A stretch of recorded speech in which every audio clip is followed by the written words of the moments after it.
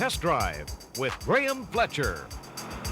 We promised you a hot Chevrolet, and this is it. This is the Corvette Zr1, and what differentiates this car from any other Corvette on the road is this. Last season, in testing the Isuzu Impulse, I commented on how I hoped General Motors would take advantage of the engineering excellence they acquired in purchasing Lotus.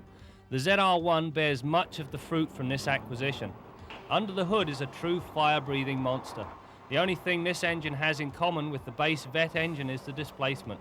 Both happen to be 5.7-litre V8s. At peak RPM, the engine churns out 375 horsepower and 370 pounds-feet of torque. Above the 3,000 RPM, the power comes in progressively and strongly, propelling the car to 100 kilometers an hour in just under 5 seconds. The power is relayed to the Zr1's specially designed 315/35 ZR15 tires through an extremely refined 6-speed transmission. The only annoying trait the transmission has is that under light to moderate acceleration, the transmission actually guides the shifter from first to fourth. While GM suggests this improves fuel economy, from a driver's perspective it's a real pain, forcing you to override it at the most inopportune moments.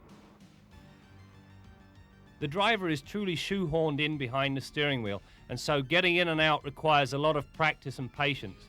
However, having negotiated this, the fully articulated seat hugs the driver and provides the support and comfort required when you start to use the car's full potential. The dash is a Mickey Mouse affair that marries digital and analog readouts in a configuration that does neither any favors. The remaining controls fall readily to hand, button after button after button. The Zr1 is definitely not for the meek, so GM might be advised to take a leaf out of the competitor's book and offer an advanced driving course for the purchasers of all Zr1s. Having said that, the Zr1 is surprisingly civilized when driven around town. The Zr1 we tested was a 1990 model. At the time of the test, the only distinguishing features were the squared-off taillights and a tiny Zr1 badge. For whatever reason, all 1991 Vettes will sport the same taillights, leaving the tiny badge the only difference. Having blown the competition away, it might have been nice if they knew what tailpipe they were looking at. I tried the adjustable suspension in all 3 settings during the pylon test. There is a noticeable but not huge difference between the touring, sport and performance modes. I found the middle sport setting to be the best for most driving conditions. It isn't too stiff and you can feel the suspension working, making the car predictable. Having said all of this, there is a fair amount of body flex, especially when the locating bolts for the removable roof come loose. Unfortunately, this occurs on a regular basis. I, for one, would be more than a little hesitant to push the car with the roof removed. The Valet Key located in the center console is a superb idea. Take the key out and the engine is limited to around 250 horsepower.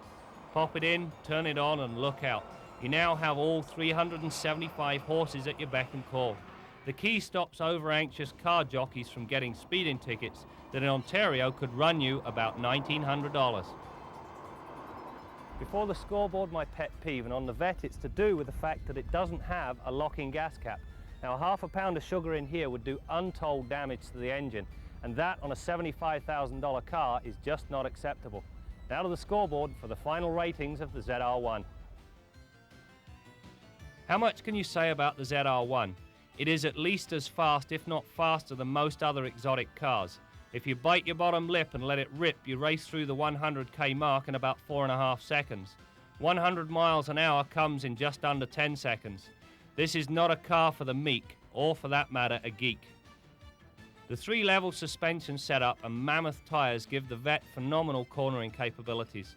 One can only say that it would take a driver of extraordinary talent to push the Zr1 anywhere close to its almost 1G limit. Having motivated 3,500 pounds of automobile to speeds verging on those capable of making the car airborne, it is reassuring to know that the powerful anti-lock brake system can haul you to a halt in a hurry. We recorded stopping distances of around 100 feet from 80 kilometers an hour. We recorded noise levels of 74 decibels, most of which was tire noise and gear whine from the 6-speed tranny. Fuel economy? Quite simply, who cares?